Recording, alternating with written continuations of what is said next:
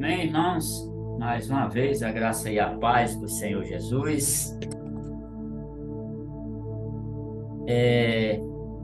O tema é sobre revitalização das nossas igrejas, né? Então, eu escolhi para nós falarmos um pouco aqui, em Atos 2, versículo 42 ao 47, onde diz o texto da palavra do Senhor: e perseveravam na doutrina dos apóstolos, na comunhão e no partir do pão e nas orações.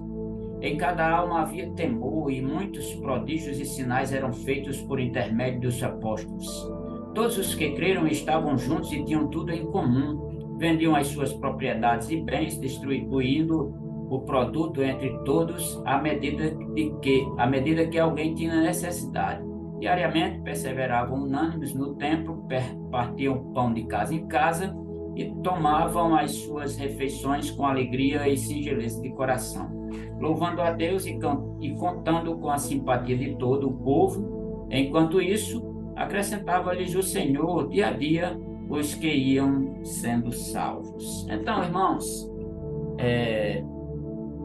revitalizando as nossas igrejas, esse é o tema que nós estamos trabalhando, né, nessa reunião de oração.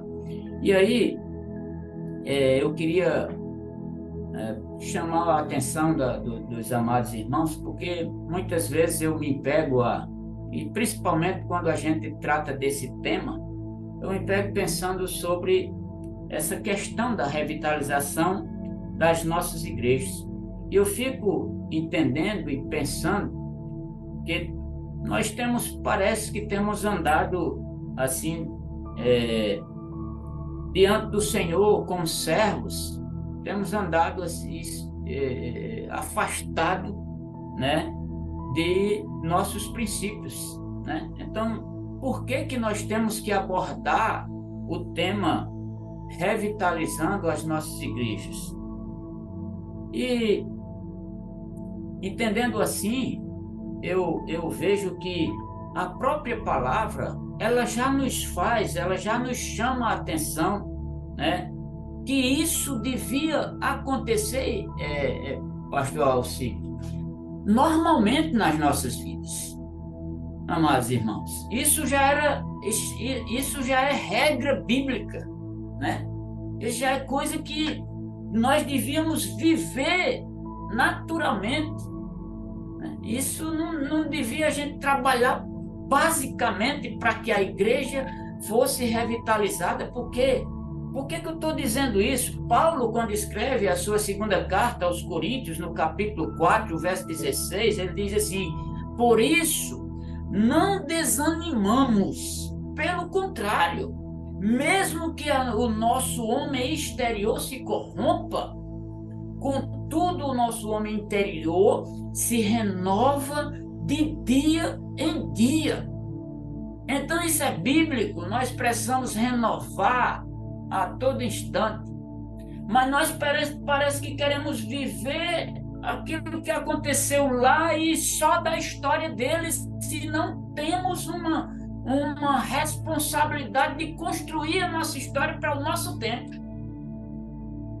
E aí nós vemos ainda Paulo escrevendo também a segunda carta aos Coríntios, capítulo 5, verso 17, ele diz assim: se alguém está em Cristo, eita glória, se alguém está em Cristo, é nova criatura, as coisas antigas passaram, tudo se fez novo. Então nós somos renovados a cada dia. E temos que trabalhar uma revitalização da igreja se a própria palavra nos instrui a isso, a vivermos isso diariamente. E aí eu vejo quando Paulo também escreve aos Romanos, no capítulo 12, versículo 1 e 2, rogo-vos, pois, irmãos, pelas misericórdias de Deus, que apresenteis o vosso corpo por sacrifício vivo, santo e agradável a Deus, que é o vosso culto racional, e não vos conformeis com este século, mas transformai-vos pela renovação da vossa mente, para que experimenteis qual seja a boa, agradável e perfeita vontade de Deus. Então parece, irmãos, Paulo aqui está fazendo um clamor como que desesperado, para que a igreja andasse segundo os propósitos do Senhor. Mas parece que estamos fazendo tudo ao contrário do que nos diz a palavra. Nós temos princípios, irmãos. Temos um fundamento, uma pedra de esquina, no qual o edifício precisa ser construído, é nele. E essa pedra é Cristo Jesus. Com isso, não tem que a gente pensar muitas vezes, né? A igreja que não está edificada em Cristo, ela está entrando em crise. Os desvios, principalmente doutrinários, são assustadores. Mas nós, como servos do Senhor, precisamos ter isso em mente e preservar o que nos diz a palavra.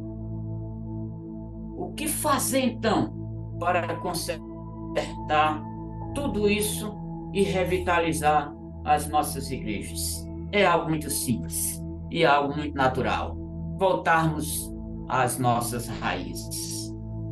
O texto que nós lemos de Atos 2, ele vai trazer alguns pontos importantes e fundamentais para que essa tão famosa revitalização aconteça em nossas igrejas.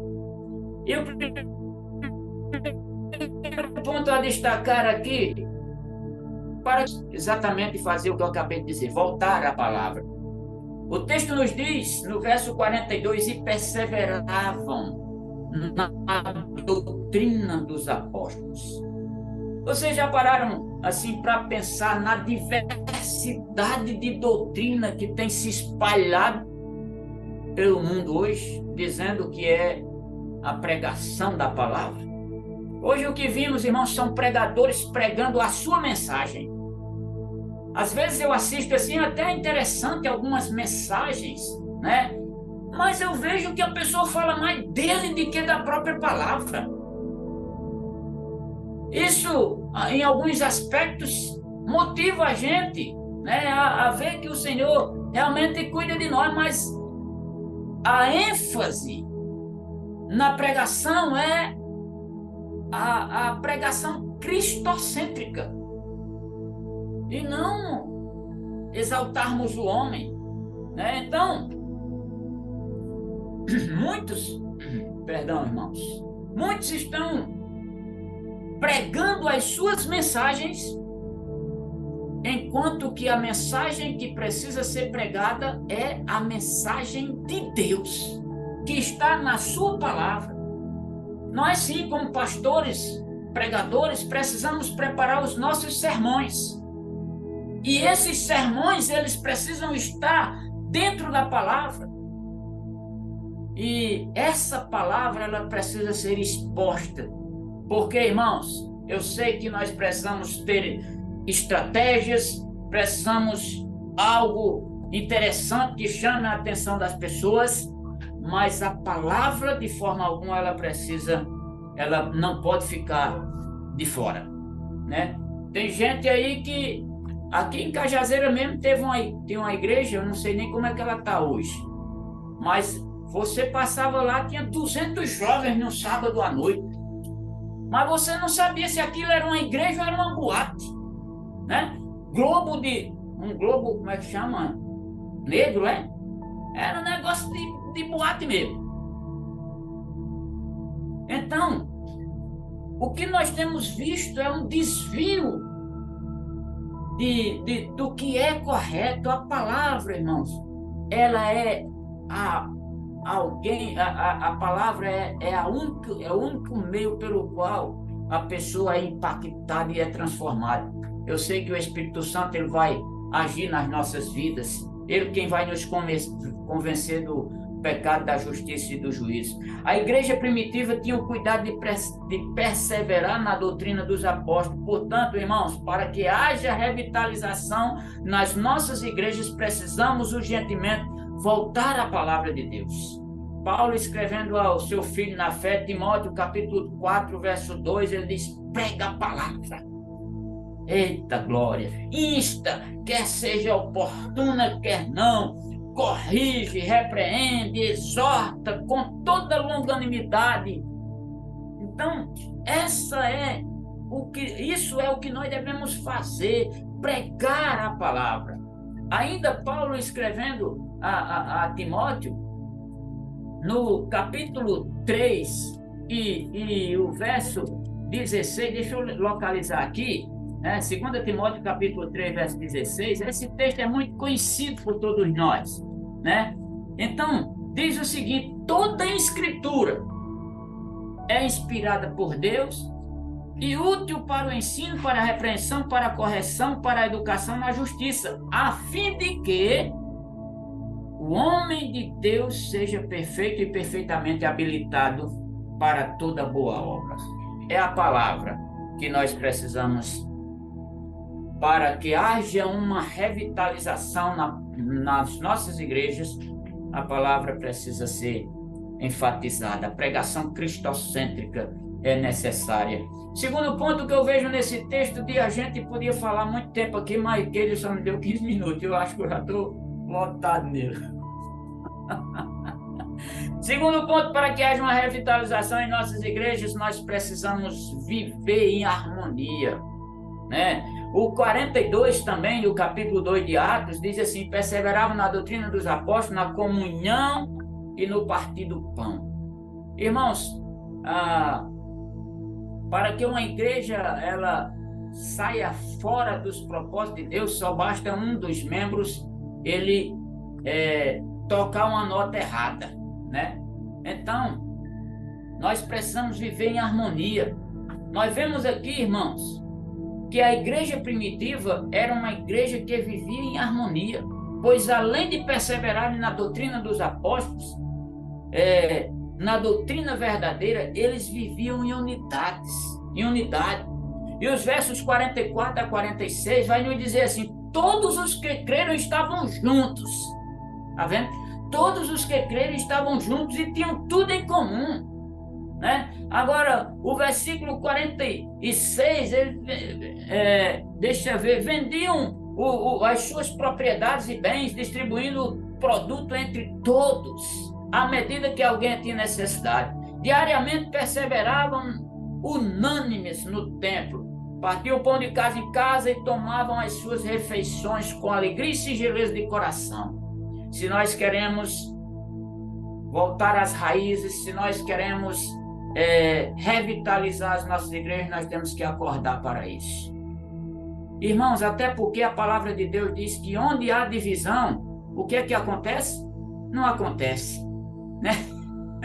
Deus não opera, né? A harmonia no meio da igreja proporciona unidade, né? Essa unidade vai levar a igreja a tomar a direção certa, pois o Espírito Santo é quem conduz a igreja, né? Então, nós pulamos lá para a igreja de Antioquia, na primeira viagem missionária de Paulo, né? Atos 13, 1 a 3, diz assim que a igreja era uma igreja lotada de gente importante, gente sabida, inteligente, como a gente aqui, sabida nas coisas. E aí Deus vai separar Paulo e Barnabé para a obra que ele mesmo tem chamado. Mas quem foi que fez essa separação? O Espírito Santo. Havia na igreja de Antioquia profetas, mestres, Barnabé, Simão, por sobrenome Níger, Lúcio de Cirene, Manaém, Colasso de Herodes e o Tetrarcas e Saulo. E servindo eles ao Senhor, eu acho muito bom esse texto aqui, sabe? E servindo eles ao Senhor e jejuando, aí, rapaz, não tem como não acontecer. Aí o texto continua: disse o Espírito Santo. Tá vendo, irmãos? A unidade é o que promove, né? Disse o Espírito Santo: separai-me Barnabé e Saulo para a obra a que os tenho chamado. Então, depois de jejuar e orar, e pondo sobre eles as mãos, os despediram. A igreja do Senhor, ela precisa viver nessa harmonia, nessa unidade, né? Não existe a igreja congregacional do Alcântara, e não existe a igreja congregacional de tantas outras aqui, ou outras mais denominações, não existe. Existe a igreja do Senhor, que precisa alvejar as almas perdidas, e não só alvejar, amá-las, né? E assim a igreja do Senhor, o que aconteceu com a igreja primitiva era que ela caía na graça do povo, né? Então todo mundo queria saber, mas que negócio é esse? Já pensou, né? As nossas igrejas aqui, o povo, rapaz, o que está acontecendo naquela igreja? Eu vou lá para saber. A harmonia, o poder do Senhor operando na igreja. E por fim, meus irmãos, meu Deus, passei da hora demais. Para que haja uma revitalização nas nossas igrejas, nós precisamos retornar a viver uma vida de oração. Eita! E perseveravam na doutrina dos apóstolos, na comunhão, no partir do pão e nas orações. Irmãos, muitas vezes nós temos feito uma oração, me perdoe a expressão, então a gente chama que quando o negócio é fraco, é peba, né? Nós temos tido umas orações tão peba, né? Tão fracas, que nem mesmo nós cremos que vai surgir efeito, né? Rala as nossas orações. A oração, irmãos, é um meio pelo qual nós falamos com Deus e Deus fala conosco. A oração é um instrumento que nós temos de nos familiarizarmos com Deus. Infelizmente, nós temos vivido momentos de superficialidade, né? E aí a igreja sofre, porque nós oramos, mas realmente não nos convencemos daquilo que nós temos falado em oração. Nós precisamos voltar. Eu acho interessante, por exemplo, eu tive o privilégio agora de estar na sala com a irmã Sandra Rocha, né? Essa mulher que tem dedicado a sua vida à obra do Senhor, e ela gosta de orar, gosta de interceder, né? E eu fico pensando assim, meu Deus, como é bom a gente ter pessoas nesse naipe, né? Porque elas se lembram, né, de muita coisa, né? Porque o coração está voltado, o amor está direcionado a essas coisas. Eu me lembro, irmãos, que, para finalizar, eu me lembro que uma vez eu estive aí no Rio de Janeiro, e eu fui com o Julimar ai, meu Deus, como é o nome lá da cidade que ele mora? Meu Jesus, agora eu esqueci. Que é longe do centro do Rio. Campo Grande. Campo Grande, é longe do centro do Rio. E isso foi a minha primeira vez que eu fui lá no Rio de Janeiro, né? Aí eu fui para uma reunião na sede, e a gente saiu de 4 horas para não pegar trânsito. A gente saiu de 4 horas, e depois, quando terminou, era 3 horas da tarde, e o Julimar quase apagando de sono. Aí quando entrou na Brasil ali, ele parou num posto, abasteceu e disse, agora você quem leva. Eu digo, agora vai estar levando mesmo, porque aqui em Cajazeira, quando tem 3 carros, um atrás do outro, assim, a gente pensa que é uma carreata política, né? Ali na Avenida Brasil, o cara não dá nem para respirar com tanto carro. Aí eu digo, não, vou não. Aí levei sempre, porque ele disse que estava muito cansado. Mas não deu 5 minutos, né? Ele dormiu, né? Agora teve outra vez que, quando ele entrou no carro, ele dirigindo mesmo, ele começou a orar pelos missionários na saída da garagem, pertinho da sede da UISB. E nós chegamos em Campo Grande, e ele continuava orando por cada missionário, lembrando de cada detalhe. Então, a oração, irmãos, a gente já sabe pela palavra que ela pode muito em seus efeitos. Paulo, aliás, Tiago, no capítulo 5, verso 16, diz assim, confessai, pois, os vossos pecados uns aos outros, e orai uns pelos outros, para serdes curados. Muito pode, por sua eficácia, a súplica do justo. Então, a gente conclui com essa palavra, lembrando a você pensar Imagine se Deus fosse fazer um relatório das nossas igrejas, assim como ele fez lá em Apocalipse, no capítulo 2 e 3, né? Olha, quanto à igreja em Pérgamo, eu tenho isso. Quanto à igreja em Éfeso, eu tenho isso. Quanto à igreja em Cajazeiras, eu tenho isso a dizer. Quanto à igreja em São Gonçalo, eu tenho a falar isso. Imagine se ele fosse, o que é que ele ia notar? Ou ia dizer a João para escrever o que sobre nós, meu Deus do céu? Precisamos voltar ao princípio. Nós temos uma base. E nessa base, que esse fundamento, a pedra angular, ela precisa nela ser edificada. Então, que Deus nos abençoe. Me perdoe, Keila, pelos 8 minutos passados aí que eu passei do tempo.